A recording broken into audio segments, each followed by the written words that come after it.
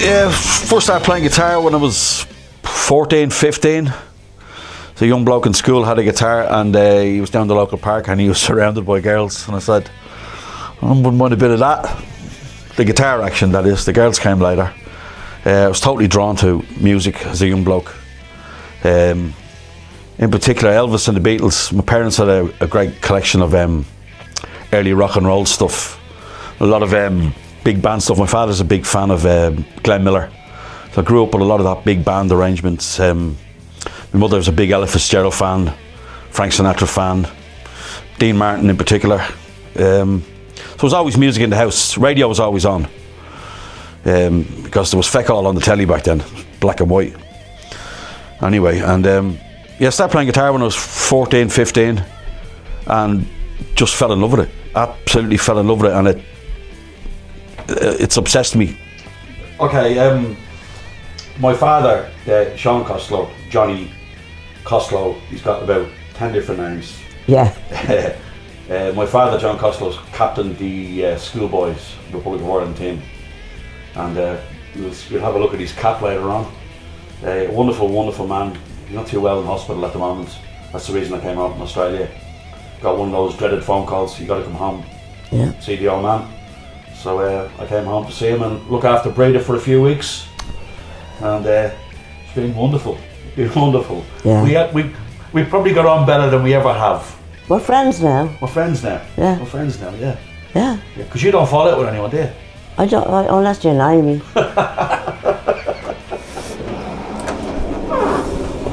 Right, man. See you. God bless. Right. Love you. Have a nice day. Right. Okay.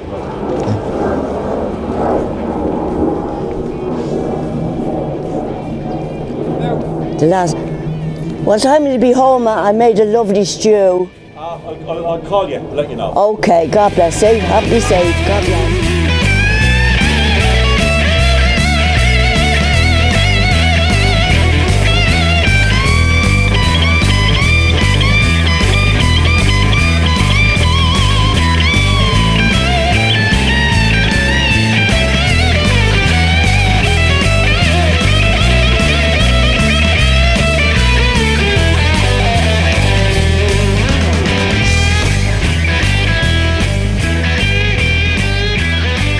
Yeah, so 15, 16, I really started getting into playing guitar. I had a few basic lessons, and after a couple of months, the lessons weren't doing it for me. Like I knew all my chords and that, but I began to sit in my bedroom a lot, just working on Thin Lizzy. I'm wearing a shirt, Thin Lizzy at the moment. Like Thin Lizzy obsessed me from the time I was 16. Still to this day, massive. Every guitar player in Thin Lizzy was a big influence. Eric Bell, Brian Robertson, Gary Moore, Snowy, Scott Gorham. Scott Gorham just blew me away, and he was the reason I bought my Gibson Les Paul Deluxe, the red one I have. Probably a lot of people know me because of that guitar, which I bought in the rock shop from Derek, Sammy and Conor Goff were working there. My mother helped me buy it. I saved up 250 quid. She gave me a loan of 250 quid. We had a dodgy deal over it. She was saving money from me to let me grow my hair long. I know it don't look like it now, but I used to have a fine head of hair on me. This is my ma, Breda. Your ma. She's mad as a hatter. Breda helped me buy my first really good guitar, my well-known red Les Paul Deluxe 71. When I was about 15, I started growing my hair long. Yeah. And she said, you can grow your hair long and stay in the house, you'll be giving me an extra £5 a week in your pay. Yeah. And when you get your hair cut, I'll give you back the money. So I'd saved up a few bob myself and got my hair cut a little bit. And I bought that guitar from Conor Goff, Sammy and Derek at the Rock Shop. A lot of you older blokes would know that shop very well. I was never out of it. I was just serving my time in Bolton Street Tech on block release, and I used to go in every lunchtime and drive them absolutely nuts. I'm only 16 at the time, and I was always looking for a Les Paul like Scott Gorham's, big Lizzie fan, and they got one in and let me take it home for the weekend because they knew I was in Bolton Street. I wasn't going to rob it, and I took it home, and my ma gave me 250 towards it. I put 250 towards it, and I still have that guitar to this day. Due to you. Yeah. You know. So yeah, so in the Thin Lizzy, start forming a couple of original bands around Donaghmede. There's a lot of great musicians came from Donaghmede, Lee Meehan, the lads from Lear, Damien Dempsey. Back then there was Derek Herbert was in a band called Les Enfants who got signed. Yeah, just a lot of great musicians around. Alan Cunningham, a drummer, a friend of mine, lives just down the road. He plays with Steely Dan tribute band around Dublin now. My great friend Robbie Poole, a great drummer that I've played with forever. And a couple of years later I met Dermot Roach, and we sort of put our first sort of serious blues band together, and I started knocking around Slattery's, Capel Street, and that just blew my mind wide open because I didn't realise that there was that many world-class players in my own hometown. So we go to Sunday afternoons at Slattery's and see my absolute hero and mentor, Pat Farrell, first and foremost. Absolutely adore that man and his guitar playing. And as I said on previous occasions, we used to sit in Slattery's right in front of him, waiting for a few crumbs to drop off the table, and became a dear friend later on in life. But Slattery's, you had the business, you know, Jerry Hendricks, Noel, Tommy Moore, Pat Courtney, Donald Kirk. Like, I always looked at the business as like the Dublin version of John Mayall and the Blues Breakers. It was an academy of the blues. Everybody who came through went on, and most of the lads still playing professionally and to the highest level. It was just a wonderful breeding ground for a young musician. And from there, used to go over to the south side. You'd go to the International or the Dame Tavern. You were in Donaghmede for a while? Oh, we were in Donaghmede for a good few years, yeah. And then, so would your son John, he would have frequented all the good years down there, would he? no, John was the person that went into town a lot. Okay. Nobody really knew John. They knew the other five, but John was following the music in town, like, you know, more or less, weren't you? Yeah. You know, he was in town a lot, and his friends were in town, and the music, you know. And he just used to have wires all over the bedroom. So I'd say, get that banjo up off the ground, off the floor. There's other children here to be played, like, you know. So I'd get a bit of guff, and I had Bono on the ceiling, and all stars all over the place. I couldn't see the wallpaper, and wires all over the bedroom. So, I became great friends with Pat Farrell. Like, as I said, he was my mentor, and we played in a couple of little sidey band sort of things that, you know, like, he'd call me up and go. Actually, there's a funny story. He called me up and said, I've got 2 months of gigs up at the Cock Tavern in Howth on Wednesday night, and it's paying £100 each. That was great money back then. He said, have you got a good acoustic? And I said, yes, I have my brother-in-law's old Yamaha. And Pat said, no, have you got a good acoustic?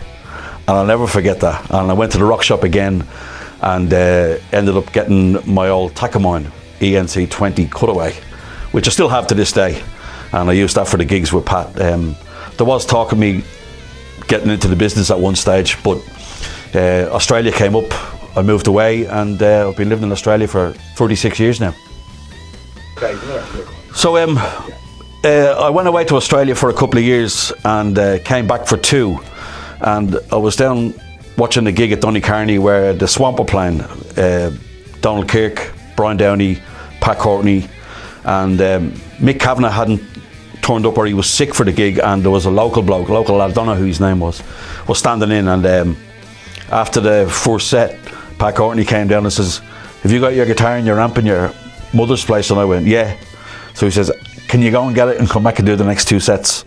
So I came back, did the last 2 sets, and 6 weeks later I was on tour with them in England, and became, well, I'd already been good friends with the boys, but that solidified our friendship because I became a band member with them then, and for a young bloke from Donaghmede to be playing with that standard of musician was mind blown for me. And then Australia came up, and I emigrated back to Australia. I got my permanent residency and went back, and I've been living there ever since. When I moved to Australia, actually, I got married on a Saturday and a 10 o'clock flight Sunday morning to Sydney, Australia. Very, very little trouble with John. Just an odd time he'd have a bad temper and he'd lose it and bang the door. Then he'd come back 7 months after, and he'd be living in flats in town and that, and you mightn't hear from him, and he'd ring up, "Can I speak to my father, John Costello?" I'd say, "Hold on, I'll get your dad in a minute," and that, like, you know. And that went on for a while, and then he'd be back, and then he was getting married, and then the wedding had to be cancelled because of the old shielding was Closed down with the health department. Closed down by the health department. 3 weeks before the wedding. Then we went out to the windmill, and it was like a Hell's Angels wedding. Motorbikes and leathers is all we could see. That's right. And yeah. And the business was with the wedding band. That's right, yeah. And you got up and played at your own band. It was brilliant. And you're a great guitar player, and keep doing it, and that's that. And when I got there, all I brought with me was a suitcase, my red Les Paul, and I had $200 in my pocket. That's all we had between the two of us. Newly married, landed in Australia. I had someone to stay with, lucky enough. We both got jobs within a week or two, and I just started going around all the local blues jams with my guitar and getting up to play as many times a week as I could to try and get my name around town. And just started playing in a couple of blues bands there, and I formed an Irish rock and roll band with a couple of Irish blokes who were over there, and we called ourselves 5 for a Pound, because it was like a Moore Street Dublin thing. Everything was 5 for a pound, and we played all day. Lizzie, Horselips, Waterboys, Aslan, U2, Hothouse Flowers, all the Irish stuff that nobody was doing in Sydney. They're all doing diddly-eye stuff. Nobody was doing rock and roll, and we cleaned up for a few years. We did quite well over there. And the lads all went back to Ireland, and I stayed, and I got involved with an Irish lady over there called Shaylee Wild, who a lot of the expats would know from the Mercantile. I played with Shaylee 5 nights a week for about 11 years, so I was full time at it. Couldn't do a day job because you're playing 5 nights a week, and things didn't work out for me personally in my personal life, so I gave that up and went back working at my trade when a qualified welder. Went back welding for a few years, and my daughter came along, who's 21 now, and she's a great musician, great guitar player, great keyboard player, and yeah. So that was, Sydney's been very good to me, and I still play professionally in Sydney, maybe 2 nights, 3 nights a week sort of thing. Sometimes don't do anything for 3 or 4 weeks. But I run a musician's afternoon once a month at the Pendle Hill Inn, and it's great because I didn't want it to be a blues jam. There's enough blues jams around town. I didn't want to scare people off who can't play blues, so I said, like, it's open to all types of music, you know, country and western, as they say, and it's gone really, really well. And while I've been away in Ireland, I've got some great friends. Jim Finn is looking after for me while I'm home here. Brett Hartley.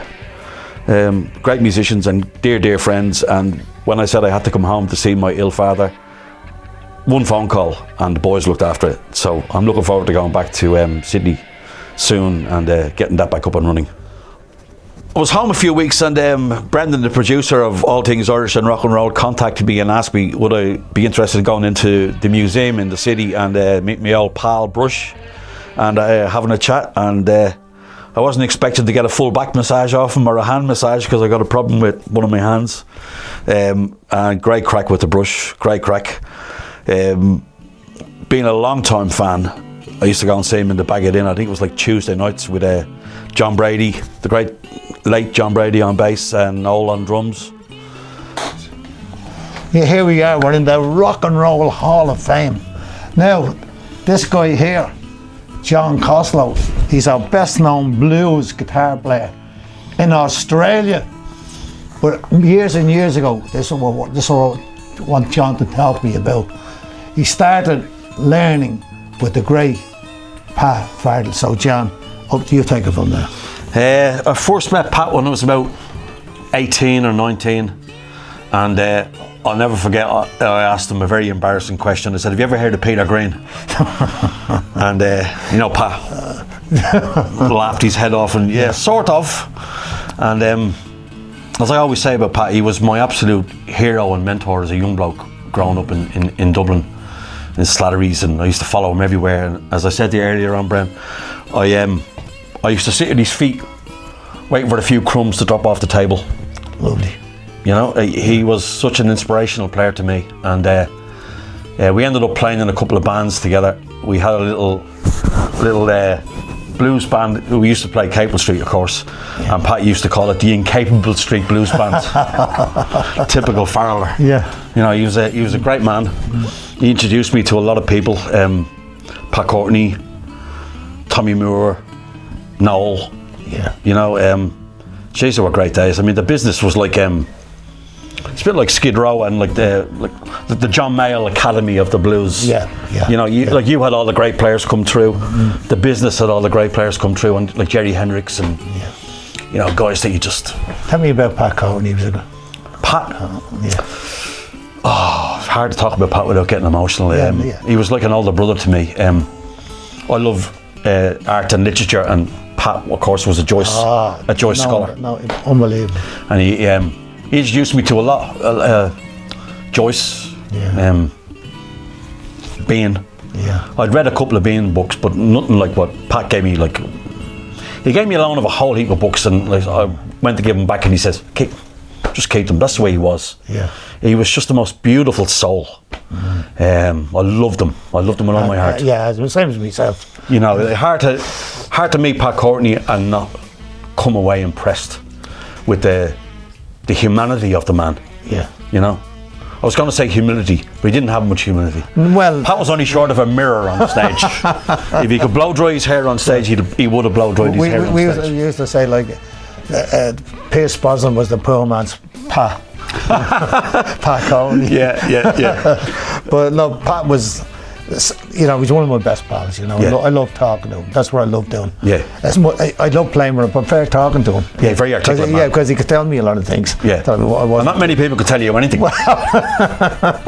That's true, John. I agree with that. So you're blessed. You had Pat Courtney, Pat Farrell. Yeah. And of course, you had Slattery's. Yeah. At its prime. At its prime. Yeah. The great days now. You know, Liam Golden, Pat's cousin on the door and that. Yeah. Like, Pat Farrell taught me how to play. Pat Courtney taught me how to throw shapes. You know, Pat was always with the bass on the stage. You know, well, he got it off Phil. Yeah. Well, he's the only person that ever went out in front of Dickie Rock to play with Dickie. That Dickie didn't mind. Dickie's doing all this, and Pat's out in front of him with Dickie. Never didn't bother Dickie at all. Pat loved being out there. Yeah. And we loved him being out there. Yeah. You know, that was all part of it. Go ahead, Pat. You know, he put me in good form. And he was devilishly good looking and handsome. Well, he was. Yeah. And he knew it. Yeah. He knew it, you know.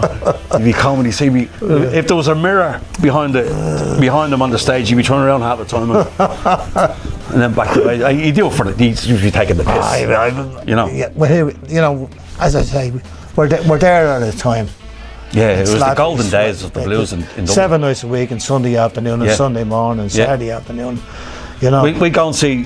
I used to play with the Blues Sisters, a little blues band that we had together with a couple of mates, and we play Saturday night down the Flowing Tide, and we go in on Sunday morning to pick up the gear, get locked in till 2 or 3 o'clock in the afternoon because the pub used to close on the Sunday afternoon. Get shit faced there, and then go up to Slattery's.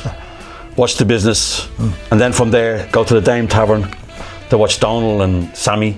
Yeah. And I ended up replacing Sammy a couple of times. Sammy used to leave his gear under the seat for me. And I did a lot of gigs with Donald over the years as well. And geez, they were great days. Well, you know, they were great days. Unfortunately, like, you know, they won't be around again, kind of. You know, but we have to make the most of whatever we're doing. Now, you're 36 years. Away in Australia now, yeah. 36, yeah. I'm thinking of staying over there actually. Oh, okay. You know, I'll give it another few years. See how it goes for me. But you know, 36 would be nice, yeah.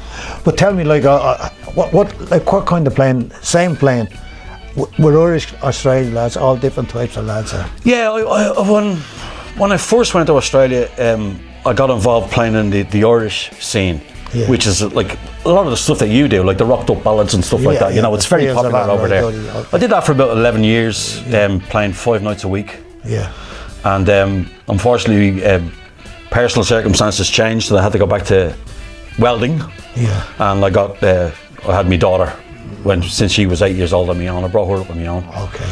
Well, not on my own, I had a lot of help. Yeah. But yeah, so I sort of had to give up the full-time music, and I'm back into it now. I do it probably 6 or 7 a month sort of thing, or sometimes I don't do any in a month. Okay. It doesn't bother me anymore. I just love playing. You know, you never. It's a social occasion as well, though. You plug in. Great to meet the lads. Great to do liberal playing. Totally. Listening to yourself, sort of. Yeah, it's different world. That never stops. The social thing never stops. You know, like we do it for nothing, wouldn't we? Yeah, you would. We do it for nothing. Yeah. How much we should do a charity gig for? How much you do a charity gig for? That's it. I always love that. How much would you do a charity gig? I don't do it for nothing, you know. Yeah, charity gigs, but everybody's getting paid except the musicians. Bar staff are getting paid. Yeah. The cleaner's getting paid. That's right. The venue is getting paid. Yeah. The only people not getting paid are what do you do? That's all part of it. But you just have a big following online over there. You have different things going for you, don't you? I wouldn't say. No, not really. A big following. Like I'm just a guitar player. Yeah. I play around Sydney. I know all the guys. Same as I used to know all the guys over here, and it's great to be back surrounded by a couple of them here at the moment. You know. Isn't that nice? It's a great honour to be asked to do this. Absolutely a great honour, and I'm doing this for the two Pats. To be honest with you, that's lovely. They were absolutely. Best nights of your life. They were. Yeah. I grew up on Capel Street. Yeah. You know, and the International and the Baggett.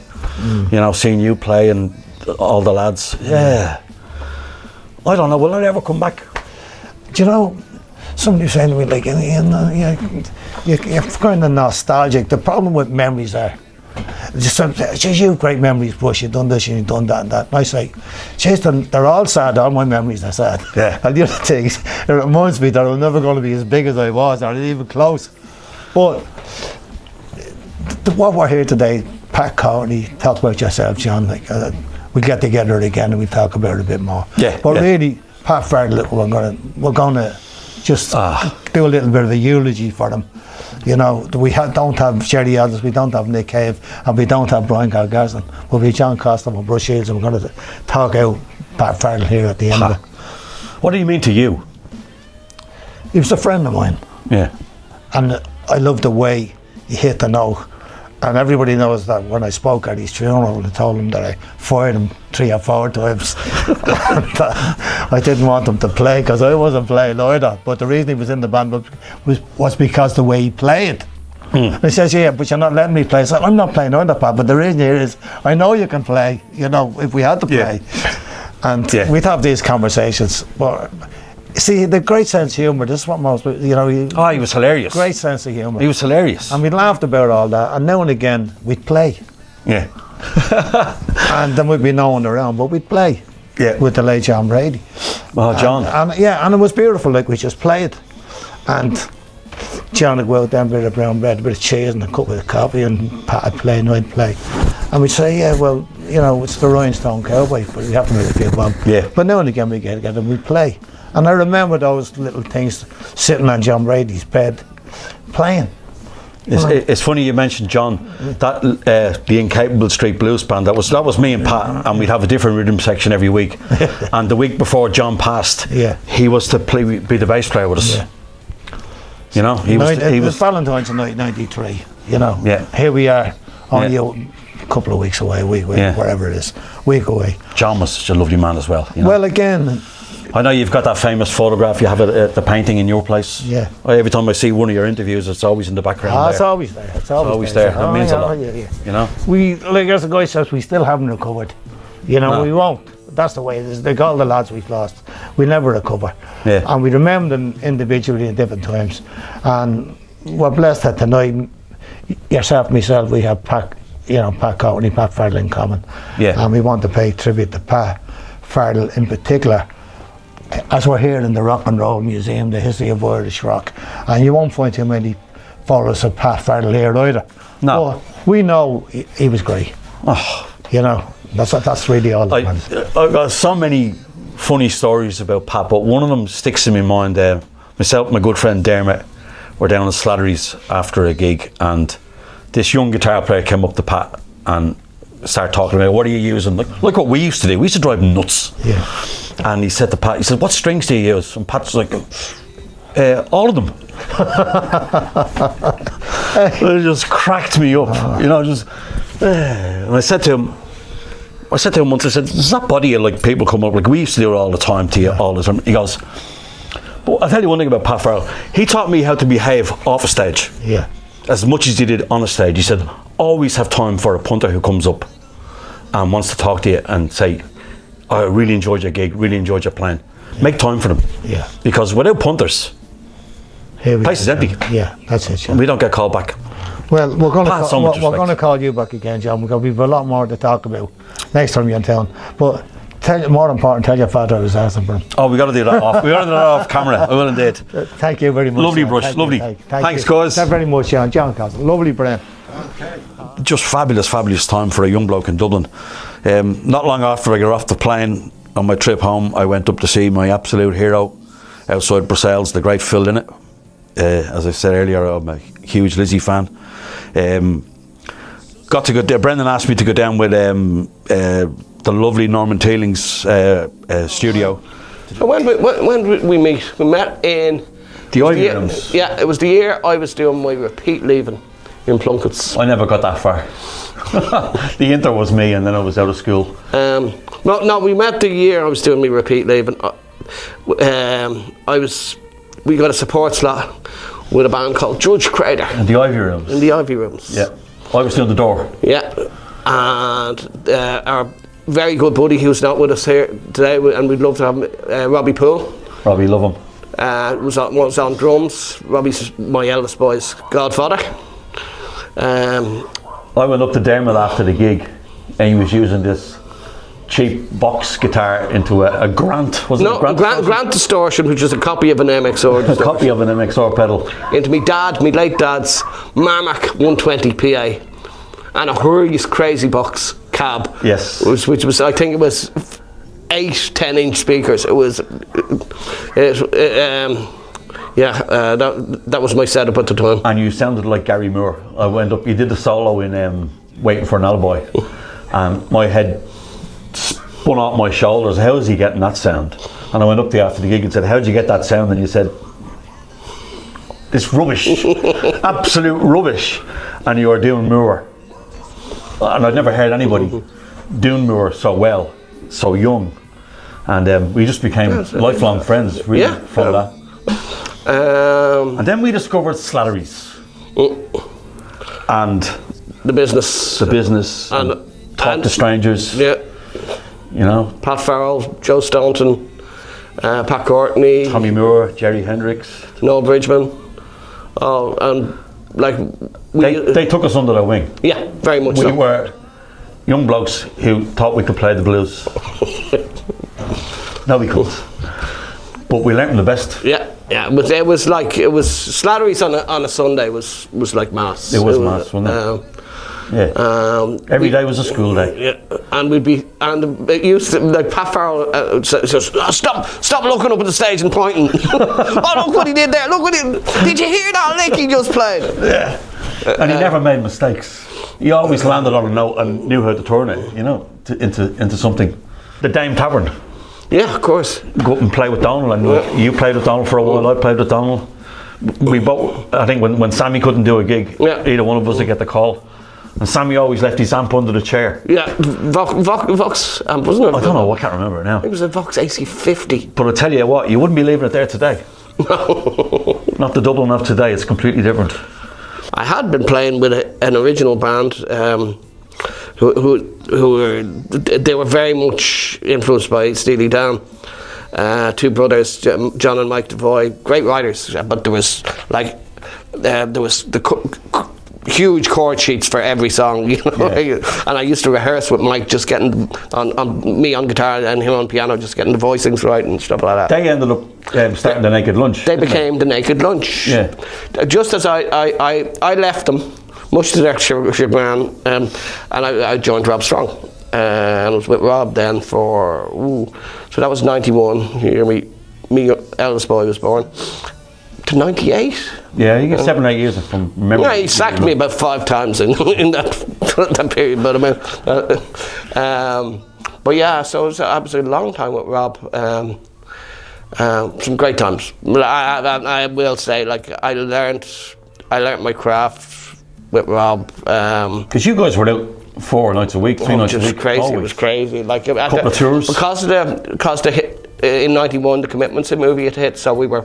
It made us big news. It was the, you know, the. Well, you got the gig as the guitar player in the Commitments touring band. The live band, but yeah. again, that was through Rob, you know. Yeah. But on the strength of the Commitments movie, Rob's gigs were, you know, through the roof. We were all over the country, like, and he's still singing as good as ever. Oh yeah, he's now, like, you know. You know, it's a funny thing. I went to see him there. I think just before the pandemic hit. I hadn't seen Rob in about over 10 years, I'd say. So I got to the gig before they started, and tapped him on the shoulder, you know. And, you know, he turns around and says, "Oh, Dermot, great to see you. What are you doing next week?" So, a few gigs down in Cork, and what's about you had the privilege and to gig with Brian Downey from. I was in a couple of bands with Brian. He's a dear old friend. I hope to visit him next week. And he was your neighbour. Yes, myself and Brian have more of a neighbourly relationship than a music. I think I've only played with Brian maybe once or twice, but we became very, very good friends as neighbours because he was living in Clontarf and I grew up in Clontarf, and we'd always be running into each other in the supermarkets, and 2 alphas would stop with their trolleys chatting. But Brian's a gent, always. He came to Sydney about 9-10 years ago, and I contacted him. He was doing 3 gigs, Lizzie, Motley Crue and Kiss, 2 other bands who I have absolutely no time for whatsoever. But I rang Brian and said, "I'll meet you the day of the first gig." And the first thing he said was, "How many backstage passes do you want?" And I said, "Well, 2 would be fine."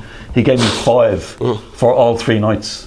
And every drummer that I knew in Sydney was on the phone to me within minutes, going, "Oh, hey, Brian Downey's in town." So we brought them all backstage, and me and Brian would just sit in the corner having a chat, and the 4 mates, all drummers, would be just like, you know, jaws on the floor. And he treated everybody.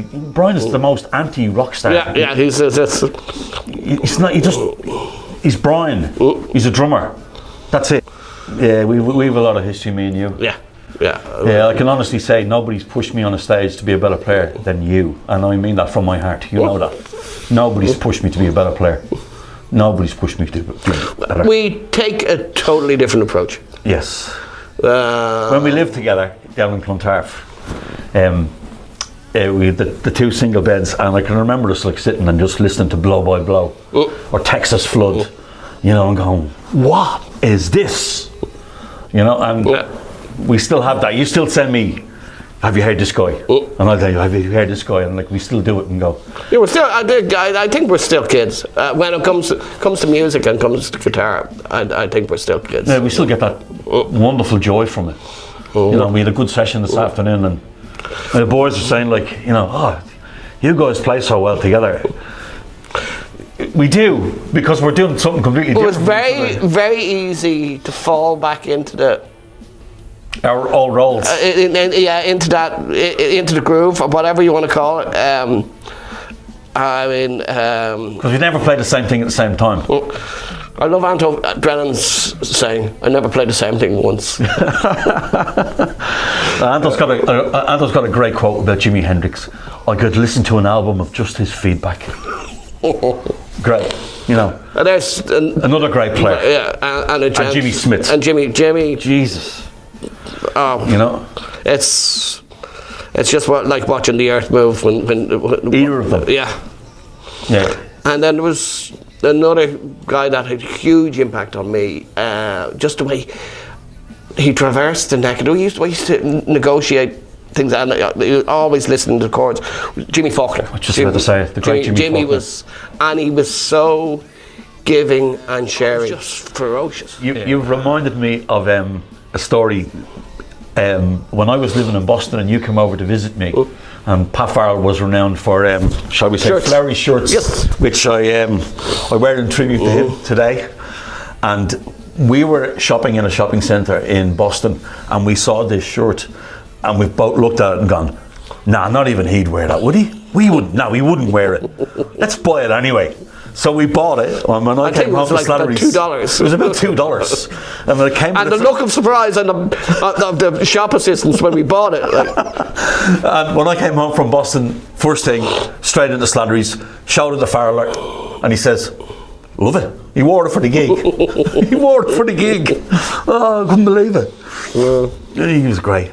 He was so funny. There was some memorable moments. Uncle Morris. Uncle Morris. Yes. Uncle Morris, a legend. Yes. A legend. I remember the first time I saw him, I think I was still in school. I didn't know who he was at the time. I see this old guy with a ponytail. And an earring. And an earring. Was his ear actually pierced? I think it was a clip-on. I think it was a clip-on.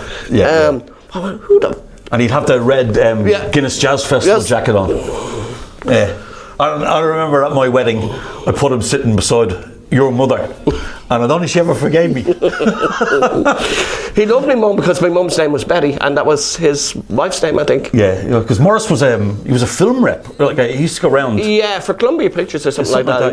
Hey. He was show business. He was. He had a. him and Farrell are having arguments. Oh, they'd kill each other. And then they loved each other. Well, you couldn't say anything wrong about either of them. To either one. And Pat, as he got older, became like Morris. Sadly, passed away in about the late '80s, early '90s. Yeah. You were still over here when he passed. Yeah, I was. Yeah. And he became more like Morris, didn't he? Yeah, he became the mannerisms. Everything was so. It was so like his Uncle Morris, you know. Yeah, they adored each other. They adored each other. But I think Pat's of all, not picking favourites, but Pat is I think a central figure to both of us. Very much so. I have a thing that when me and you were young lads, we sat at his feet waiting for crumbs to drop off the table. You know, we stole everything off him. He'd like, stop looking at me. Oh God. What strings do you use? All of them. It's still one of the funniest lines ever. Up at Sumneck last week visiting Owen, and there's a red Marshall top and cab there, and I've gone, that's exactly like Jerry Hendrix. And he goes, that is Jerry's. Yes, yeah, but you didn't know that, yeah. Selling it? He's not selling it. Owen's not selling it. He's keeping it. Oh, right. You know, but it's there. Oh, yeah. Jerry. Oh, Jerry. Jerry, he puts his own spin on Jeff Beck. Yeah. He can do Beck to a T, but when he puts his own little thing on it, nice. And him and Pat Farrell, head to head, like a 15-minute version of Dimples or something. It was world class. It was performance. I mean, we were spoiled. You had Pat and Jerry on guitars, Tommy Moore on just the most soulful vocal, and Noel and bass playing. It was just like thing about Tommy. As soon as he didn't have to sing, he'd step back from the mic. Yeah. And you'd always think he's never going to make it back in time. He's a split second. He was always there. Yeah. And then Noel, like the Irish Jim Keltner or something like that, you know. Yeah. And what a singer as well. What a singer. Noel was, you know. A lovely man. It was A Civilised Man was one of his. It was one of his songs, yeah. And Good Morning Little Schoolgirl. Yeah. I can remember the day after Phil Lynott passed away. Noel came out from behind the kit, grabbed Jerry's Strat, and played that Dean Martin song. What's it? I don't want to be the one that says I'm gonna miss you, but I will. Oh, very good. He did it. No, not a dry seat in the house. And of course, another central guy to us. Two, but I'll mention this is Moore. Yeah, Gary Moore. It's funny. Gary Moore. Brian Downey, I think it was around the time Gary was in town recording Still Got the Blues, and I don't know if I did a run into Brian or something. We said, but anyway, and it's just how Brian is, you know. They said, "Listen, I'm meeting Gary for a few pints in town tomorrow. Do you want to come in?" Yeah, typical Brian. You know. So there I was in Slats drinking pints with Gary. The only thing I'd say is Gary, I think he was actually quite shy and not comfortable among people he didn't know. Yeah, that's yeah. He wasn't very chatty. No, he wasn't. And he spent any opportunity he had, he'd talk with Brian. He seemed like he just seemed comfortable in that situation, and I copped it and said, I'm not gonna try and become his best mate. They were friends since Gary was like 16, 17. I can remember me and you going to the SFX to see Gary Murray the 2 nights in a row, and we literally stood. We could undo his shoes. We were that close to him, and we didn't talk the whole gig. All we did was. Did you see that? Did you hear that? It was just guitar history being made. It was the Victims of the Future tour. Yeah. Who was the support band? Well, I'm going to guess Winter's Rain. Winter's Rain. There the you original go. lineup. Yeah. So it was big hello to Leo Larkin. And Billy. And Billy Lord Reston. Lord Reston indeed. Yeah. So Billy, Leo, so bass player was Hef something. Yes, and he was replaced by Paul Dixon. Paul Dixon and Stuart on kit. That was before Robbie joined them. Yeah. Stuart had terrible back problems. And they were great. I mean, hats off to Winter's Rain. They set the bar. Without a doubt, for that, the whole style of music. MTV was huge. Yeah. All those. The standard of playing, had tightness. Songs. You know. And they had songs. Nobody else had songs. I think people might have bitched about them a small bit. A small bit. Because they were so good. A lot. A lot. And if we're going to talk about Winter's Rain and Leo, let's talk about the memories. Yeah. The great Stevie McGowan. Yeah. We already messaged him. We both messaged him this morning. He's so modest. Yeah. But the memories, again, they're another band that set the bar for the standard that you aim to achieve. Yeah, Mick Swan, Darren Doyle, Jim Barry. And a band of gents. Absolutely. Dominic Green. Domo Green. God bless him. I didn't know Domo that well. Domo Green, Domo would have been at before our time going to see, Stevie was a guitar. He was my territory here. But no, it would have been Stevie at the time. But a band of absolute gents. Lovely fellas. Monday night out in Saints. Mick Swan must have given me a lift home a load of times. They used to play Bad Bobs, and Mick would give me a lift home virtually every night. Chapman. And I don't know if you were you gone at that stage?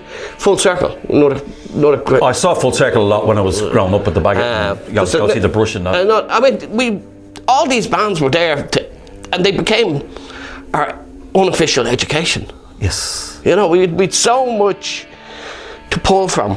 I always describe the business as like the University of the Blues, like what John Mayall's band was. Everybody came through and went on to do their own thing. And Farlar still had the business. Yeah. And still had great players at the end, always. It was when we lived in Slattery's. It was a great time to be growing up. It certainly was. So Brendan asked me would I go down and have a blues jam with Johnny Leon, Garrett Brown, Norman Teeling, Brendan himself, my great pal Dermot Roach and myself. So we went down to Norman's fabulous studio in Clontarf and recorded a couple of songs, bit of a session. It was like stepping back into an old pair of shoes again. It was just great crack, especially playing with Dermot after so many years. An honour to be asked, absolute honour to be asked, because I've been a fan of the show, and I was just blown away that anybody even remembered me after being so long. But great crack, especially in the Rock and Roll Museum Hall of Fame, whatever you call it, with Brush. He's just hilarious, and he's still the same. And for a man who's 80, his fitness level and his sense of humour is still as sharp as ever. It was a joy, an absolute joy. And Brush and my father have a lot of mutual soccer friends. So Bruce gave a big shout out to my dad, who's not well in Beaumont at the moment, and that was really, really nice. It meant a lot to my dad that like the great Bruce Shields would remember him and talk about him in glowing terms. It was wonderful, very moving, very moving. Been a lot of highlights. I only came home for 3 weeks and I've ended up staying 5, and it'll be probably closer to 6 by the time I get back. But one of the absolute highlights was the producer of all things Irish and rock and roll, the wonderful Brendan Finglas, invited me up to do this interview, and blown away. And I can't thank you enough, Brendan. It was absolutely a joy and great to reconnect with all my old pals and all musicians that I used to love and respect as a young bloke growing up in Dublin. And I get a bit emotional thinking about it. I really do. It's thank you so much, Brendan, from my heart. I really mean that. It's an absolute privilege and an honour, and it's one memory I'll take back to Australia. I most certainly will. Thanks, Brendan. You're welcome.